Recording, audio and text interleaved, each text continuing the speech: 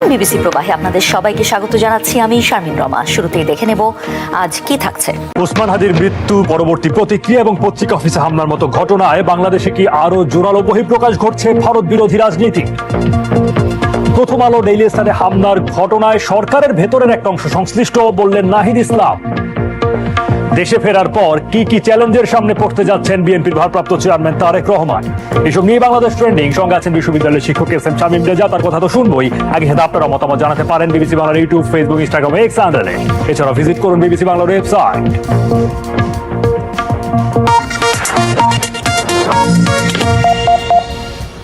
ইনকিলাব মঞ্চের মুখপাত্র ওসমান হাদির মৃত্যুকে কেন্দ্র করে দেশের বিভিন্ন স্থানে হামলা, ভাঙচুর আর অগ্নিসংযোগের ঘটনা ঘটে। হামলার সাথে জড়িতরা আক্রান্তদের বিরুদ্ধে ভারতের দালাল কিংবা আওয়ামী লীগের দোসরের মতো অভিযোগগুলোই সামনে আনে। এমন প্রেক্ষাপটে আলোচনায় আসে এর মধ্য দিয়ে বাংলাদেশে ভারত বিরোধী মনোভাব আরো জোরালোভাবে বহিঃপ্রকাশ ঘটছে কিনা সেই মনোভাবের, এবং রাজনৈতিকভাবে এই মনোভাবকে ব্যবহার করা হচ্ছে কিনা এমন প্রশ্নও তুলছেন কেউ কেউ। একই সঙ্গে প্রশ্ন আসছে গণমাধ্যম এবং সাংস্কৃতিক প্রতিষ্ঠানগুলোকেই কেন টার্গেট করা হচ্ছে। তানহা তাসনিমের প্রতিবেদন। বিজয় দিবসের দুদিনের মাথায় 18ই ডিসেম্বর রাতে দুটি শীর্ষ গণমাধ্যম ও সাংস্কৃতিক প্রতিষ্ঠানে একের পর এক নজিরবিহীন মব হামলার সাক্ষী হয়েছে বাংলাদেশ। ভারতের দালাল, ফ্যাসিস্টের দোসরের মতো ট্যাগ দিয়ে এসব প্রতিষ্ঠানে করা হয়েছে হামলা, ভাঙচুর ও অগ্নিসংযোগ।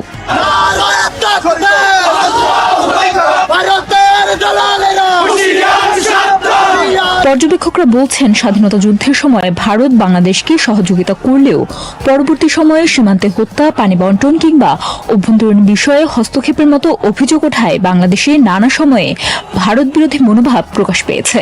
গণ অভ্যুত্থানের পর ক্ষমতাচ্যুত প্রধানমন্ত্রী শেখ হাসিনা সহ আওয়ামী লীগের নেতাকর্মীরা ভারতে আশ্রয় নেওয়ার পর দেশটির সাথে বাংলাদেশের কূটনৈতিক সম্পর্কে তৈরি হওয়া নতুন টানাপোড়েনে তা তীব্র রূপ ধারণ করেছে। দীর্ঘদিন ধরে চলে আসা যে আধিপত্য, সেটার একটা প্রতিরোধের ব্যাপার সবসময় সক্রিয় থেকেছে। এর সঙ্গে যুক্ত হয়েছে পতিত সরকারের প্রতি তার যে সমর্থন। ফলে সবকিছু মিলিয়ে 24-এর গণ অভ্যুত্থান পরবর্তী যে বাংলাদেশ, সেখানে ভারত বিরোধিতা একটা নতুন মাত্রা এবং একটা বড় আকারে পেয়েছে। ভারত গত 15 বছর ধরে এখানে এই বৈষম্য বলেন, গণতান্ত্রিক ব্যবস্থার স্খলন বলেন, মানুষের প্রতি অমর্যাদা বলেন, মানবাধিকারের প্রতি অমর্যাদা বলেন, এই সবগুলো বিষয়ে মানে সম্মিলিত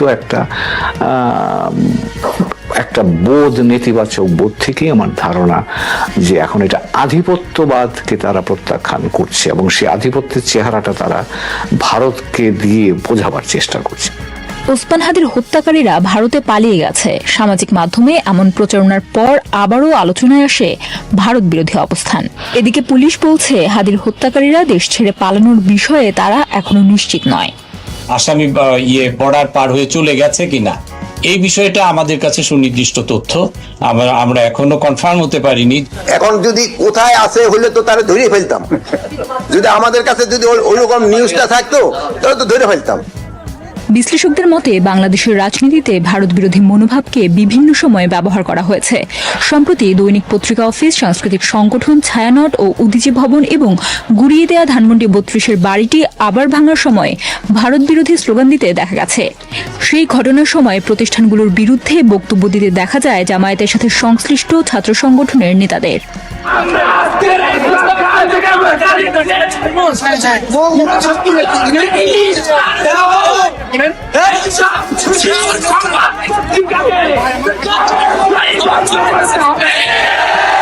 আগামীকালকে পুলিশকে করে দিতে হবে। বক্তব্যগুলো অস্বীকার না করলেও তারা এর ব্যাখ্যা দিয়েছেন ভিন্নভাবে। আগুন ধরে অগ্নিসংযোগ এগুলোর পক্ষে আমরা না, প্রথম আলো ডেইলি স্টার যে পক্ষপাতদুষ্ট আচরণ করে সেই আচরণগুলো বন্ধ করার ব্যাপারে বলতে চেয়েছিলাম। বিগত সময়গুলোতে ওবিসি বা ছায়ানট তারা যে কালচারালি আওয়ামী লীগকে লেজিটিমাইজ করছে, আমি সেটাকে ভেঙে দেওয়ার কথা বলছি তসনাদ বলতে। আর নেতাদের মুখ ফসকে বলা কথার কারণে হামলার দায় ইসলামী ছাত্র শিবিরের উপর চাপানোর ষড়যন্ত্র হচ্ছে দাবি করে তার প্রতিবাদ জানিয়েছে সংগঠনটি। জুলাই আন্দোলনের মধ্য দিয়ে যেই পদ্ধতিতে ভারত তার প্রতিক্রিয়া জ্ঞাপন করেছে, তার কারণে ভারতের পর রাগ বেড়েছে। এরা যারা বাংলাদেশে এই হাদির মৃত্যুকে কেন্দ্র করে নিজেদের একটা ধর্মবাদী রাজনীতিকে সংহত করতে চায়, তারা সেটাকে নতুন করে আরো বেশি করে ব্যবহার করবার চেষ্টা করছে। যখন এই দেশের গণতান্ত্রিক প্রতিষ্ঠানগুলিকে ধ্বংস করবার জন্যে দেশেরই মানুষরা, এক শ্রেণীর মানুষরা তৎপর হয়, তখন এই ভারত বিরোধী স্লোগানটা সামনে রাখলে তাদের এক ধরনের সুবিধা দেয়। হামলাকারীরা এসে পৌঁছানোর আগে সরকারের উচ্চ পর্যায়ে সাহায্য চেয়েও না পাওয়ার অভিযোগ করেছে প্রথম আলো ও দ্য ডেইলি স্টার। এমনকি নিরাপত্তা বাহিনীর সদস্যরা এলেও মব থামাতে তারা সক্রিয় হয়নি বলে জানিয়েছেন প্রত্যক্ষদর্শীরা। ফলে এসব সহিংস কর্মকাণ্ডের পেছনে সরকারের প্রশ্রয় আছে বলেও মনে করছেন অনেকে। এটা আসলে সামগ্রিকভাবে এই অন্তর্বর্তী সরকারের ব্যর্থতা। এই সরকার একেবারেই তার যে প্রতিষ্ঠানগুলো আছে তাদের কোনো কিছুর উপরে তার কোনো কর্তৃত্ব আছে বলে প্রমাণ পাওয়া যাচ্ছে না। অনেকাংশে মনে হচ্ছে যে সরকারের এই অন্তর্বর্তী সরকার সম্ভবত এই সমস্ত উস্কানি, এই সমস্ত সহিংসতাকে প্রশ্রয় দিচ্ছে। হামলার ঘটনায় ৩ শতাধিক অজ্ঞাত ব্যক্তিকে আসামি করে মামলা করেছে ছায়ানট। দুটি পত্রিকা অফিসে হামলার ঘটনায় গ্রেফতার হয়েছে ৯ জন। যদিও ঘটনার দিন সামাজিক মাধ্যমে ভাইরাল হওয়া অনেক ভিডিওর একটিতে সেনাবাহিনীর একজন কর্মকর্তাকে হামলাকারীদের সাথে দিন দরবার করতে দেখা যায়।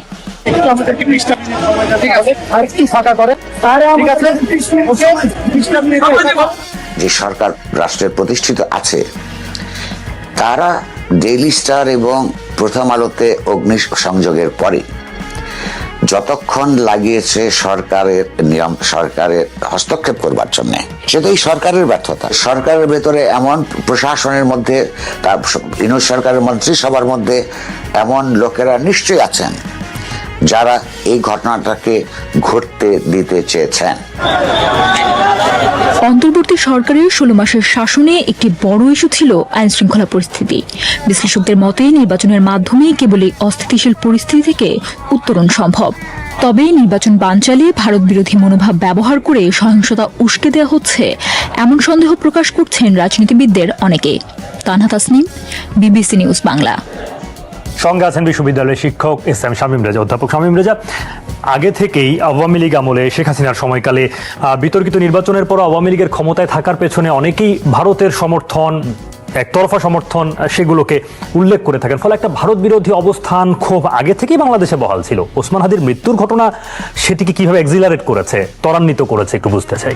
অনেক আগে থেকেই ছিল, বাংলাদেশ স্বাধীন হওয়ার আগে থেকেও ছিল, যুক্তফ্রন্টের সময় ছিল, 60-এর দশকে ছিল। স্বাধীনতার অব্যবহিত পরে মৌলানা ভাসানীও আধিপত্য বিরোধী বক্তব্য দেন যে বাংলাদেশের উপর আধিপত্য বিস্তার করছে, এবং প্রতিবেশী দেশকে মাঝে মধ্যে তিনি হুঙ্কার দিতেন। কিন্তু সেটা ওই রেটরিকের মধ্যেই ছিল। বাংলাদেশে একটা বিশেষ রাজনৈতিক দল ছিল যারা প্রায়শই ভারতীয় হাইকমিশন ঘেরাও করত এবং বাইতুল মোকাররম বা এই সংলগ্ন এলাকাগুলোতে তারা ভারত বিরোধী বক্তব্য দিত এবং গণমাধ্যমের শিরোনাম হতো। এবং 90-এর পরে যদি আপনি দেখেন, বিভিন্ন সময় কূটনৈতিক টেনশন কিন্তু হয়েছে, কিন্তু সেটা প্রলম্বিত হয়নি, সেটা ওইভাবে দীর্ঘস্থায়ীও কখনো হয়নি এবং খুব দ্রুত সমাধানযোগ্য ছিল। পুরনো কারণগুলো যদি দেখেন, তাহলে দীর্ঘ 80-র দশকের গঙ্গার পানি পাওয়া নিয়ে, ফারাক্কা বাঁধ নিয়ে যথেষ্ট পরিমাণ অসন্তোষ ছিল। 70-এর শেষ থেকে 80-র দশক পর্যন্ত এরপরে অনেক অনেক কর্মসূচি হয়েছে। আমরাও ভারত বিরোধী স্লোগান দেওয়ালে দিতে দেখেছি রুশ ভারতের দালালরা, আবার অন্য পক্ষ লিখতেন পেন্টাগনের সমর্থকেরা, এভাবে পাল্টাপাল্টি চলতো। কিন্তু যেটা এখন দেখছেন সেটা একেবারেই আগের ঘটনা থেকে ভিন্ন। এটার সাথে কোনো দশকের অভিজ্ঞতা মেলে না, কোনো রাজনৈতিক সময়ের অভিজ্ঞতা মেলে না। একটা অব্যবহিত যেটা ঘটেছে সেটা নিঃসন্দেহে যে গত 15 বছরের একটা যে আমরা যে প্রত্যক্ষণটা জনগোষ্ঠীর একটা বড় অংশ করেন যে তাদের এই এক ধরনের বিতর্কিত নির্বাচনকে সমর্থন দেওয়া, এই সরকারকে শর্তহীনভাবে দেওয়া, বিভিন্ন চুক্তির ব্যাপারে আপত্তি ছিল, কিন্তু তারপরে সীমান্তে হত্যা বন্ধ হয়নি। তিস্তার পানি বন্টনের ব্যাপারটা একাধিকবার সুযোগ হওয়ার পরেও একটা রাজ্যের অসম্মতি এবং ভারত কেন্দ্রেরও খুব বেশি আগ্রহ লক্ষ্য করা যায়নি। এর বাইরে তো অন্য ছোটখাটো ইস্যু যাচ্ছে। 5 আগস্টের পর সেইটা বড় আকারে আশ্রয় নিয়েছেন এবং তার বড় একটা অংশ যাদের বিরুদ্ধে অভিযোগ আছে, অন্য নেতাকর্মী, তারাও সেখানে আশ্রয় নিয়েছেন। টাকা পাচার ইত্যাদি সহ বহু কিছু আছে। কিন্তু দেখুন, আপনি লক্ষ্য করবেন যে গত বছর এই ঘটনার পরপরই কিন্তু ভারত বিরোধী যে প্রকাশটা, সেটা খুব বড় আকারে আমরা রাস্তায় দেখতে পাই। সেটা তরুণদের মধ্যে দেখতে পাই, শিক্ষার্থীদের মধ্যে দেখতে পাই, বিভিন্ন বক্তব্যে সেটা ওঠে। আপনি বিভিন্ন দেয়ালেও সেই পুরনো আদলে লেখা হতে থাকে। আপনি কিভাবে বর্ণনা করবেন? এখন যেটা হচ্ছে যে আমাদের প্রাথমিকভাবে যেটা ব্যাখ্যা করা যেতে পারে যে আগের যে একটা ক্ষোভ কিংবা যে প্রত্যক্ষণ যে সবকিছুর জন্য ভারত দায়ী বা ভারত পেছন থেকে একজনের মদত দিচ্ছে, সমর্থন দিচ্ছে, তার হয়তো একটা প্রাথমিক বহিঃপ্রকাশটা ঘটেছে একেবারে অভ্যুত্থান পরবর্তী সময়, বেশ কিছুদিন সেটা চলেছে। কিন্তু এখন হাদির মৃত্যুকে কেন্দ্র করে যেটা, সেটার অনেকগুলো ব্যাখ্যা দেওয়া যায়। এক মনে রাখতে হবে যে হাদি নিজেও আধিপত্যবাদ বিরোধী বক্তব্য দিয়েছেন, তার সমর্থকদের মধ্যেও এই যুক্তির পক্ষে সমর্থন আছে। কিন্তু এখন যারা দিচ্ছেন তাদের প্রত্যেককে আমরা আবার চিনি না, তাদের কারো আমরা রাজনৈতিক সংশ্লিষ্টতা দেখছি, এটা দক্ষিণপন্থী দলগুলোর সঙ্গে বা কিছু ধর্মপছন্দ দলগুলোর সঙ্গে তাদের যোগাযোগ আছে। কেউ কেউ এক ধরনের, যেমন শিক্ষা প্রতিষ্ঠান থেকে তারা সংসদে নির্বাচিত হয়েছেন এমন ব্যক্তিদেরও আমরা বক্তব্য দিতে দেখছি। মধ্যে আপনি রাজনৈতিক উপাদান দেখেন যে রাজনীতিতে ব্যবহার করার মতো এই ক্ষোভটাকে? এটা যথেষ্ট রাজনীতিতে ব্যবহার করার সুযোগ আছে, এবং এটা কেউ না কেউ এটা একটা সুবিধা নিতে চাইছে। একটা হলো তরুণদের একটা আবেগ আছে, যেটা আগেও বলেছি, কিন্তু সেই আবেগটা এত বড় কূটনৈতিক সংকটের দিকে ধাবিত হতে পারে এমন প্রাথমিকভাবে মনে হয়নি।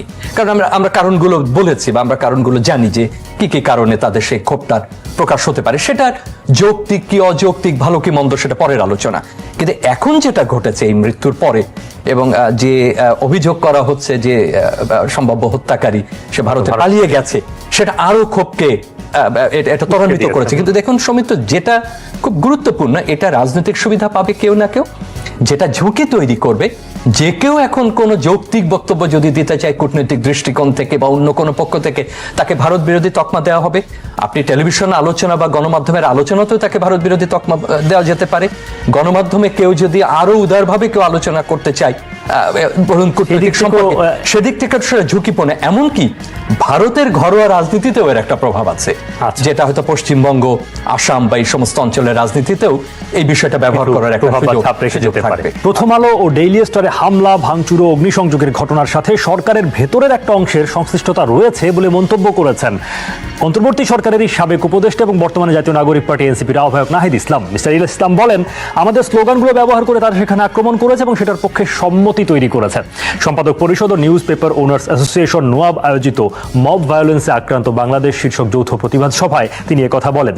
সভায় নোয়াব সভাপতি একে আজাদ বলেন, প্রথম আলোতে আগুনের পর ডেইলি স্টারেও তারা যাবে ভেবে সরকারের এমন কোনো সংস্থা নেই, এমন কোনো ব্যক্তি নেই যার কাছে মাহফুজা নাম ডেইলি স্টারের সামনে প্রোটেকশনের অনুরোধ করেননি, তবে তাতে সাড়া পাওয়া যায়নি উল্লেখ করে তিনি আরও বলেন, আর 15 মিনিট আগুন জ্বললে অনেকে মারা যেতেন। বিএনপি মহাসচিব মির্জা ফখরুল ইসলাম আলমগীর একই সভায় তার বক্তৃতায় বলেছেন, আজ প্রথম আলো বা ডেইলি স্টার নয়, গণতন্ত্রের উপর আঘাত এসেছে, স্বাধীনভাবে চিন্তা ও কথা বলার অধিকারের উপর আবার আঘাত এসেছে। অন্যদিকে হামলার রাতে পুলিশের নিষ্ক্রিয় ভূমিকা পালনের যে অভিযোগ উঠেছে, সেক্ষেত্রে হামলাকারীদের বিরুদ্ধে শক্ত ব্যবস্থা নিতে না পারার কথা স্বীকার করেছে পুলিশ। তবে শুরুর দিকে পরিস্থিতি নিয়ন্ত্রণে রাখার জন্য পুলিশ সর্বোচ্চ চেষ্টা করেছে বলে দাবি করেছেন ডিএমপির অতিরিক্ত কমিশনার এসএন মোহাম্মদ নজরুল ইসলাম। সঙ্গে আছেন বিশ্ববিদ্যালয়ের শিক্ষক এস এম শামীম রেজা, তার সঙ্গে কথা বলতে চাই এই বিষয়গুলো নিয়ে। সরকারের ভূমিকাটাকে কিভাবে বিশ্লেষণ করবেন? নুরুল কবির এর আগে বলছিলেন যে সরকারের মধ্যে কেউ হয়তো এই ঘটনাটা ঘটতে দিতে চেয়েছেন। সরকারের একজন সাবেক উপদেষ্টা সরকার অংশ ছিলেন, তিনি বলছেন যে সরকার একটা অংশ সংশ্লিষ্ট ছিল। একটা হচ্ছে হাদির হত্যাকাণ্ডের পরের যে সহিংস ঘটনাগুলো আমরা পর্যবেক্ষণ করলাম, বা যে ঘটনাগুলো সংস্কৃতি প্রতিষ্ঠানগুলোর উপর, গণমাধ্যমের উপরে, এমনকি রাজনৈতিক পরিচয় পরিচিত এমন ব্যক্তির বাড়িতে অগ্নিসংযোগের ঘটনা ঘটছে। লক্ষ্মীপুরে তো ভয়াবহভাবে তালা বন্ধ করে সেখানে অগ্নিসংযোগ করা হয়েছে। এই সবগুলো দেখে যে কারণেই মনে হতে পারে যে এই ঘটনা প্রবাহের উপরে বা যারা সংগঠন করছেন তাদের উপর সরকারের কোনো নিয়ন্ত্রণ আছে কিনা, এবং সেই প্রশ্ন ওঠাটা কিন্তু খুব অবাস্তব নয়। সরকারের কোন বিষয়গুলোকে ভিত্তি হিসেবে ধরছেন? যেটা নাহিদ যে প্রসঙ্গ তুলেছেন, এটার প্রকাশ্য আলোচনা করা খুব কঠিন। মানে যতক্ষণ আপনি গভীর অনুসন্ধান না করতে পারছেন, তিনি সরকারে ছিলেন, তার অনেক ধরনের তথ্য প্রবেশাধিকার ছিল যেটা আমাদের নাই বা অনেকেরই নাই। সুতরাং আমাদের পক্ষে মত দেওয়াটা এখানে খুব কঠিন যে সরকারের পক্ষে বা সরকারের মধ্য থেকে কেউ কাজটা করেছে কিনা। কিন্তু এটা কিন্তু ক্রমশ জোরদার হচ্ছে যে সরকারের কতটুকু নিয়ন্ত্রণ আছে, যে নিয়ন্ত্রণটা থাকলে এই ঘটনাগুলো সম্পর্কে আগাম তথ্য পাওয়া যায় এবং সেই ধরনের ব্যবস্থা গ্রহণ করা যায়। সুতরাং সম্ভবত ওই বিবেচনা থেকেই সন্দেহগুলো আরো ঘনীভূত হচ্ছে। ভূমিকাটাকে প্রশ্নের মুখে, সরকারি ভূমিকা প্রশ্নের মুখে হচ্ছে। পুলিশের যে ভূমিকা, আপনি যদি এই ভিডিও চিত্রগুলো বিশ্লেষণ করেন বা প্রত্যক্ষদর্শীদের সঙ্গে আলাপ করেন বা ঘটনাস্থলে যারা ছিলেন, তাতে মনে হয় যে তারা আগে থেকে কিন্তু অনুমান করতে পারছিলেন এবং একটা ধারণা করতে পারছিলেন এমন কিছু ঘটতে পারে। এবং দুটো গণমাধ্যম থেকে যখন সাহায্য চাওয়া হয়েছিল, আশানুরূপ সাহায্য কিন্তু আসেনি, আসলে কোনো সাহায্যই ওই অর্থে প্রাথমিকভাবে আসেনি। তবে সেটা তো খুব উদ্ধার করতে যারা যাবেন দমকল সেটা তো খুব গুরুতর প্রশ্ন। এটা ঢাকার একদম প্রাণকেন্দ্রে অবস্থিত দুটো গণমাধ্যম প্রতিষ্ঠান বা ভবন। এটা যদি ঢাকার বাইরে হতো তাহলে তো অবস্থা আরো খারাপের দিকে যেত। এটা যদি স্থানীয় কোনো গণমাধ্যম হতো তাহলে তো একেবারেই ঠেকানো যেত না। তো সেই ব্যবস্থা কেন নেওয়া হলো না, সে প্রশ্ন কিন্তু বারবারই উঠতে থাকবে। এমনকি পুলিশ দুঃখ প্রকাশ করেছে, তার এক ধরনের অসহায়ত্ব সে প্রমাণ করেছে, কিন্তু অনেকেই বলেছেন যে আর একটু আগে যদি পুলিশ তৎপর হতে পারতো তাহলে হয়তো পরিস্থিতি কিছুটা হলো ঠেকানো যেত। আমরা এটা মানি যে যখন হাজার হাজার আক্রমণকারী চলে আসেন সেখানে 50-100 জন পুলিশ খুব বেশি কিছু করতে পারেন না, উল্টো সংঘাতের সম্ভাবনা তৈরি হয়। কিন্তু এই যে সক্ষমতার প্রশ্নটা উঠছে যে আগে থেকে তথ্যগুলো কেন নাই, তাহলে যে প্রতিষ্ঠানগুলোর দায়িত্বই আগাম তথ্য প্রদান করা, কারণ যে মুভমেন্টটা হয়েছে, মানুষ তো একত্রিত হয়েছে, কোথাও না কোথাও সামাজিক মাধ্যম হোক বা যেভাবেই হোক তারা বার্তাটা পৌঁছে দিয়েছে, তারা একত্রিত হয়েছে। আর একটা হলো যে তাদের কারোর নাম ব্যবহার করা বা স্লোগান ব্যবহার করা, এটাও খুব জটিল পরিস্থিতি তৈরি করছে। মানে এটা এইভাবে বলা যাবে না যে তারা তাদের লোক না, আবার কেউ স্লোগান ব্যবহার করলেও এটা কেউ তাকে চিহ্নিত করার ক্ষেত্রে সেটা কঠিন হয়ে পড়ে, সংশয় তৈরি করে। গত 1.5 বছর ধরেই তারেক রহমানের দেশে ফেরা নিয়ে অনেক আলোচনা হয়েছে। অবশেষে সুনির্দিষ্ট তারিখ পাওয়া গেল যে 25শে ডিসেম্বর আসছেন তিনি। তবে এলে তার সামনে কত ধরনের চ্যালেঞ্জ থাকবে, অচিয়তনীলার প্রতিবেদনে বিস্তারিত। সামনে কিন্তু আমাদের কঠিন সময়, ষড়যন্ত্র থেমে নেই এবং এই নির্বাচনও কিন্তু খুব সহজ নয়। দীর্ঘদিন বিদেশে অবস্থানের পর বিএনপির ভারপ্রাপ্ত চেয়ারম্যান তারেক রহমানের দেশে ফেরার অপেক্ষায় রয়েছেন দলটির নেতাকর্মীরা। 2007 সালে সেনা সমর্থিত তত্ত্বাবধায়ক সরকারের সময় দুর্নীতির অভিযোগে আটক হয়ে 18 মাস কারাগারে থাকার পর 2008 সালে মুক্তি পেয়ে সপরিবারে যুক্তরাজ্যে চলে গিয়েছিলেন তারেক রহমান। এখন নির্বাচন সামনে রেখে দেশে আসছেন তিনি। 2024 সালের আওয়ামী লীগের সরকারের পতনের পর থেকে বিশেষ করে মা খালেদা জিয়ার স্বাস্থ্যের সংকটাপন্ন অবস্থায় তারেক রহমান দেশে না ফেরায় সমালোচনা কম হয়নি। এখন দেশে ফেরার সাথে অনেক ধরনের কঠিন চ্যালেঞ্জ অপেক্ষা করছে তার সামনে। জনসাধারণের কাছে তার ব্যাপারে কোনো স্বচ্ছতা নেই। জনসাধারণের অনেক প্রশ্ন আছে, তিনি কেন এতদিন আসেননি, তিনি ওখানে কোন স্ট্যাটাসে থাকলেন, কেন মায়ের অসুস্থতার সময়ও আসতে পারলেন না। আর এই কথা বললেন যে তিনি একা সিদ্ধান্ত নিতে পারছেন না এবং সে কথা বলতেও পারছেন না। তো এইগুলো নিয়ে যে অস্বচ্ছতা আছে তার সম্পর্কে, সেটা কিন্তু একটা নেতা হওয়ার ক্ষেত্রে সমস্যা। তিনি কি যাওয়ার সময় সেনাবাহিনীর কাছে বা সেনাবাহিনীর কোনো অংশের কাছে কোনো মুচলেখা দিয়ে গিয়েছিলেন যে আমি আর রাজনীতি করবো না? সেটি কি অবসান ঘটেছে বা কিভাবে ঘটছে এটা আমাদের দেখতে হবে। এছাড়াও আরেকটি প্রশ্ন সামনে এসেছে, সেটি লন্ডনে তার আয় ব্যয়ের উৎস। এর কোনো সঠিক উত্তর এখনো নেই। দীর্ঘদিন পর দেশে ফিরে খাপ খাওয়ানোর চ্যালেঞ্জও আছে। ব্যক্তিগত সেসব দিক ছাড়াও তারেক রহমানের নিরাপত্তার শঙ্কা অনেকবারই সামনে এসেছে। খালেদা জিয়ার নিরাপত্তা সুবিধার আওতায় পরিবারের সদস্য হিসেবে অথবা দলের নেতা হিসেবে অবশ্য তারেক রহমানের বিশেষ নিরাপত্তার সুযোগ আছে। আবার জনসংযোগের ক্ষেত্রে এটিও প্রতিবন্ধকতা হতে পারে। আরেকটি প্রশ্ন হচ্ছে, তিনি ট্রাভেল পাস নিয়ে আসার পর তার কি লন্ডনে ফেরার সুযোগ থাকবে, বা তার কি যুক্তরাজ্যের পাসপোর্ট রয়েছে? পলিটিক্যাল অ্যাসাইলাম তো কোনোভাবেই অন্যভাবে বা নাগরিকত্বের দৃষ্টিকোণ থেকে দেখা উচিত নয়। সেটা পলিটিক্যাল অ্যাসাইলামটা শেষ হয়ে যাবে যেদিন তিনি বাংলাদেশের ট্রাভেল পাসটা গ্রহণ করবেন, সেদিন সেই ব্যবস্থা হয়েছে এবং সেই নিরিখে 25 তারিখে বাংলাদেশ বিমানের কমার্শিয়াল ফ্লাইটে তিনি টিকিট করেছেন। আমি শতভাগ নিশ্চয়তা দিয়ে বলছি তিনি কোনো দেশের নাগরিকত্ব গ্রহণ করেন নাই, পাসপোর্ট নেন নাই, তিনি ছিলেন রাজনৈতিক আশ্রয়। ফেরত উনি আসতেছেন, ফেরত যাচ্ছেন না। এবার আসা যাক দলীয় পর্যায়ের সমস্যায়। বড় দল হিসেবে অভ্যন্তরীণ কোন্দল সামাল দেয়া বা দলের শৃঙ্খলা ফিরিয়ে আনা হবে একটি বড় বিষয়। অনেক বিশ্লেষক এও মনে করেন যে 2006 সাল পর্যন্ত বিএনপি শাসনামলে তারেক রহমানকে ঘিরে অতীত অভিযোগের প্রেক্ষিতে জনগণের কাছে ভাবমূর্তি পরিবর্তন ও আস্থা ফেরানোর চ্যালেঞ্জও আছে। আবার নির্বাচনের মাঠে লন্ডন থেকে ফেরা তার ঘনিষ্ঠ নেতাকর্মী ও দেশের বিভিন্ন পর্যায়ের নেতারা বিএনপিতে গুরুত্বপূর্ণ অবস্থান পেতে প্রভাব বিস্তার করতে চাওয়া নিয়েও জটিলতা তৈরি হতে পারে। তিনি 18 বছর দেশের বাইরে, তিনি যতই ইন্টারনেট প্রযুক্তির মাধ্যমে যোগাযোগ রাখুন, নেতৃত্ব করুন, বলতে গ্রাউন্ড রিয়েলিটি বলে একটা প্রশ্ন আছে যে সত্যি বাস্তব অবস্থাটা কেমন যখন মুখোমুখি হবে। তার বয়স্ক বৃদ্ধ নেতাদের মুখোমুখি আবার বহু সংখ্যক তরুণ সমর্থকদের মুখোমুখি তার দলের ক্ষেত্রে আছে অনেক সমস্যা, তাদের যে চাঁদাবাজি এবং দুর্নীতির সমস্যা, এবং তার প্রতিপক্ষ দলগুলো এটিকে বড় করে প্রচার করেছে। শীর্ষ নেতা হিসেবে জাতীয় নির্বাচন ঘিরে কৌশল নির্ধারণ বা অনিশ্চয়তা মোকাবেলা ছাড়াও অস্থিতিশীল রাজনৈতিক পরিবেশ, বিরোধী পক্ষের সমালোচনা বা চাপ, কূটনৈতিক পর্যায়ে অবস্থান, সাংগঠনিক নিয়ন্ত্রণ শক্ত করা, এমন বিভিন্ন বিষয় তার সামনে রয়েছে। অবশ্য বিএনপি নেতা সালাউদ্দিন আহমেদের মতে দেশের সার্বিক খারাপ অবস্থা আর মানুষের প্রত্যাশা পূরণের দিকগুলোই বড় চ্যালেঞ্জ। আর চাঁদাবাজির বিষয়ে তিনি বলছিলেন, এখানে অন্তর্বর্তী সরকারের আইনানুগ নিয়ন্ত্রণের ব্যর্থতা, বিগত সরকারের বিভিন্ন সংগঠনের সাথে সম্পৃক্তদের কর্মকাণ্ড, বিরোধী পক্ষের অপপ্রচার, এমন বিভিন্ন বিষয় থাকতে পারে। একই সাথে বিএনপি থেকে বহিষ্কৃত অনেককে ফেরত নেওয়া প্রসঙ্গে তিনি বলছিলেন, দলীয় শৃঙ্খলা ভঙ্গের কারণে কোনো কোনো সময় মাইনর কিছু কিছু অভিযোগের কারণে আমরা অনেক সময় অ্যাকশন নিয়েছি। সেটা দলীয় শৃঙ্খলা ভঙ্গের বিষয়টা তারা ক্ষমা চেয়ে দলের কাছে একটা সময় অব্যাহতি পেতে পারে, সেরকম ব্যবস্থা। কিন্তু গুরুতর কোনো অপরাধের সাথে জড়িত বা ব্যাপক কোনো অনাচারের সাথে জড়িত কেউ যদি সেরকম ক্ষমা পেয়ে থাকে, সেটা আপনারা নজরে আনতে পারেন। কিন্তু আইন শৃঙ্খলা নিয়ন্ত্রণের দায়িত্ব তো আমাদের হাতে নেই। সেটা যখন থাকবে তখন আমাদেরকে দোষারোপ করা যাবে না। হয় আমি কোনো স্বপ্নের মধ্যে নেই, আমরা আছি পরিকল্পনার মধ্যে। আমরা পরিকল্পনা করব, আমরা পরিকল্পনা বাস্তবায়ন করব।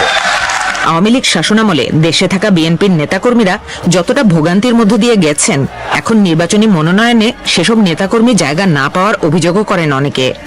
নির্বাচনী অনিরাপত্তার শঙ্কা তো আছেই। তারেক রহমান দেশের রাজনীতিতে ফিরলে নেতাকর্মীদের মনোবলের দিক দিয়ে ইতিবাচক প্রত্যাশা অনেকের থাকলেও সব ধরনের চ্যালেঞ্জ মোকাবেলা করে জনগণের আস্থা কতটা ফেরাতে পারবেন সেদিকে নজর থাকবে অনেকের। অর্চিয়তন্দ্রিলা, বিবিসি নিউজ বাংলা। সঙ্গে আছেন বিশ্ববিদ্যালয়ের শিক্ষক এস.এম. শামীম রেজা। তারেক রহমানের জন্য প্রেক্ষাপটটা কেমন হয়ে দাঁড়াবে বলে মনে হয়? এসেই নির্বাচনের মাঠে নেমে যেতে হবে, কতটা চ্যালেঞ্জিং হবে?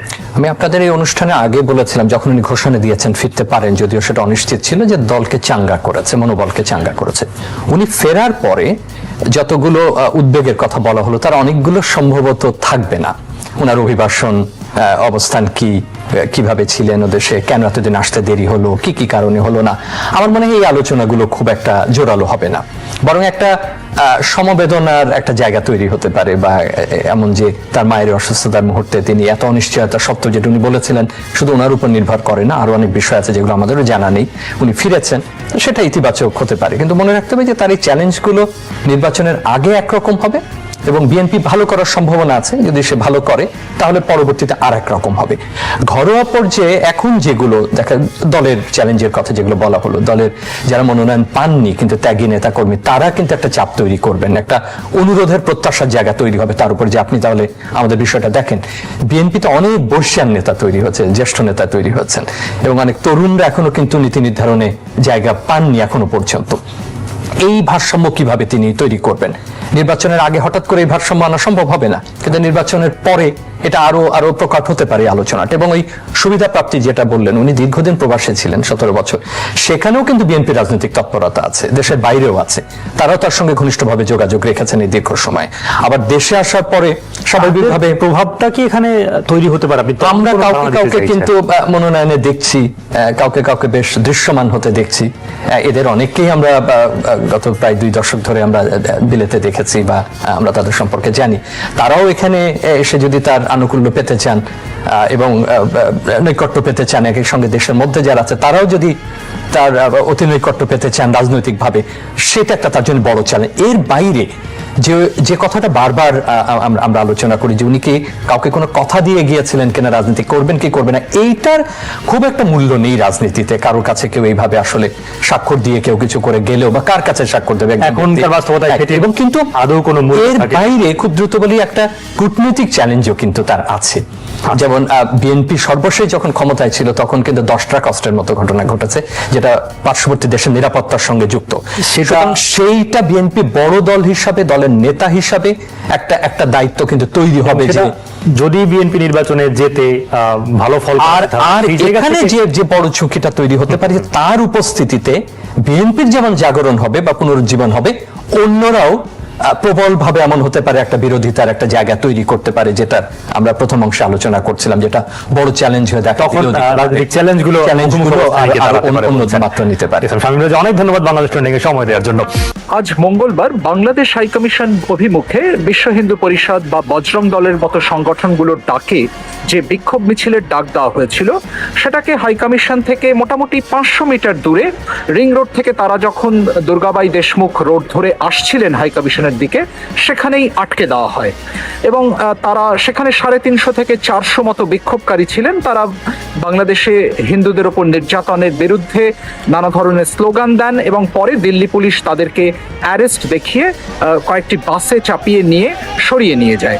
দিল্লি পুলিশের একজন ডেপুটি কমিশনার, তিনি এই বিক্ষোভ সামলানোর দায়িত্বে ছিলেন, তিনি আজকে পুরো ব্যাপারটার তদারকি করেছেন।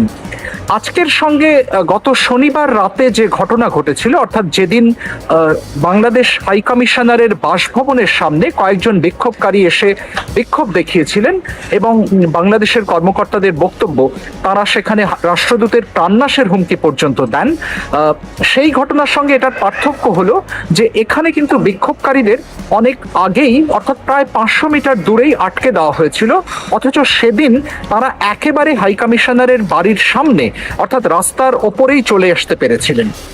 এখানে বলে রাখা ভালো যে বাংলাদেশের হাইকমিশন কার্যালয়, মূল ভবনটি, প্রশাসনিক ভবনটি এবং রাষ্ট্রদূতের বাসভবন, এই দুটো একই কমপ্লেক্সে রাধাকৃষ্ণন মার্গের ওপরে, চাণক্যপুরীর, যেটা দিল্লির কূটনৈতিক এলাকা। এখানে বাংলাদেশের কর্মকর্তাদের যেটা বক্তব্য সেটা হচ্ছে যে বাংলাদেশের বিরুদ্ধে গত 1.5 বছরে এই ধরনের প্রতিবাদ বিক্ষোভ নতুন নয়। গত ডিসেম্বরেও আমরা দেখেছি এই হিন্দুত্ববাদী সংগঠনগুলো বাংলাদেশে হিন্দু নির্যাতনের বিরুদ্ধে প্রতিবাদ বিক্ষোভ করেছিল, কিন্তু গত ডিসেম্বরে কিন্তু সেই বিক্ষোভকে বাংলাদেশ হাইকমিশনের আশেপাশেও ঘেঁষতে দেওয়া হয়নি। চাণক্যপুরের যেটা পুলিশ থানা, সেটার সামনেই তাদেরকে আটকে দেওয়া হয়েছিল গত বছর এবং সেখানেই মঞ্চ করে সাবেক রাষ্ট্রদূত বীণা সিকরি বা হিন্দুত্ববাদী নেতা সাধ্বী রীতাম্বারার মতো নেত্রীরা সেখানে বক্তৃতা দিয়েছিলেন, সেখানে ভাষণ দিয়েছিলেন তাদের হিন্দু নির্যাতনের বিরুদ্ধে ইত্যাদি ইত্যাদি। কিন্তু এবারে দেখা যাচ্ছে বিক্ষোভকারীরা অনেক কাছাকাছি চলে আসতে পেরেছেন এবং সেটা অবশ্যই বাংলাদেশের কর্মকর্তাদেরকে, কূটনৈতিক কর্মকর্তাদেরকে বিচলিত করেছে। আর আরও একটা ব্যাপার হচ্ছে যে শনিবারের রাতের ঘটনার পরদিন, অর্থাৎ রবিবার, ভারতের পররাষ্ট্র মন্ত্রণালয় যে বিবৃতি দিয়েছে, রণধীর জয়সওয়াল মন্ত্রণালয়ের মুখপাত্র যে বিবৃতি দিয়েছেন, তাতেও বিক্ষোভকারীদের এক ধরনের ডিফেন্ড করার প্রবণতা দেখা যাচ্ছে বলে বাংলাদেশ মনে করছে। অর্থাৎ সেখানে তিনি বলেছেন যে কোনো নিরাপত্তার ব্রিজ হয়নি বা বেড়া টপকানো, নিরাপত্তা বেষ্টনী টপকানোর ঘটনা ঘটেনি এবং যে কারণে বিক্ষোভকারীরা সেখানে এসেছিলেন, অর্থাৎ বাংলাদেশের ভালুকায় হিন্দু যুবক দীপু দাসের নৃশংস হত্যার প্রতিবাদ জানাতে, সেটাকেই এক ধরনের জাস্টিফাই করার টোন, জাস্টিফাই করার ভঙ্গি যেন দেখা যাচ্ছে ভারতের বিবৃতিতে, এটাও কিন্তু বাংলাদেশ মনে করছে। অন্যদিকে ভারতের কর্মকর্তাদের সঙ্গেও আমার কথা হয়েছে, তারা বলছেন যে পন্থায়, যেভাবে বাংলাদেশে দীপু দাসের হত্যাকাণ্ড সংগঠিত হয়েছে, তাতে ভারতের এবং বিশেষ করে ভারতের হিন্দুত্ববাদী সংগঠনগুলোর এই উষ্মা, এই আউটেজ, এটা স্বাভাবিক এবং সেই বিক্ষোভ, সেই ক্ষোভেরই বহিঃপ্রকাশ ঘটছে এই বিক্ষোভগুলোতে। ফলে এটা একটা স্বতঃস্ফূর্ত প্রতিবাদ বলে তারা বর্ণনা করছেন। ফলে এখানে বাধা দেওয়ার প্রশ্ন নেই, এইভাবেই তারা জিনিসটাকে ব্যাখ্যা করার চেষ্টা করছেন। ঘটনাগুলো যেভাবে ঘটছে তাতে দুতরফের ব্যাখ্যায় কিন্তু ফারাক আছে এবং এই ফারাকটাকে কেন্দ্র করেই আমি বলবো যে বাংলাদেশের অবস্থান এবং ভারতের অবস্থানের মধ্যে একটা সংঘাত তৈরি হচ্ছে এবং দিল্লিতেও উত্তেজনার পারদ চরচর করে বাড়ছে। আমরা জানি ইতিমধ্যেই বাংলাদেশ হাইকমিশন ভিসা ইস্যু করা বন্ধ করে দিয়েছে এবং এই ধরনের বিক্ষোভ প্রায় প্রতিদিনই সংঘটিত হচ্ছে, শুধু হাইকমিশনের সামনে বা হাইকমিশন অভিমুখে নয়, দিল্লি ইউনিভার্সিটি ক্যাম্পাসেও এই ধরনের বিক্ষোভ হয়েছে সম্প্রতি। ফলে সংঘাতের পারদ ঊর্ধ্বমুখী এবং এটাকে কেন্দ্র করে দুদেশের সম্পর্ক নতুন করে আরও বিষিয়ে উঠছে, এটাতেও কোনো সন্দেহ নেই। Shubhajyoti Ghosh, BBC news Bangla, Delhi. সবাইকে শুভকামনা জানিয়ে আমি শারমিন রমা আজ এখানেই বিদায় নিচ্ছি। ভালো থাকবেন।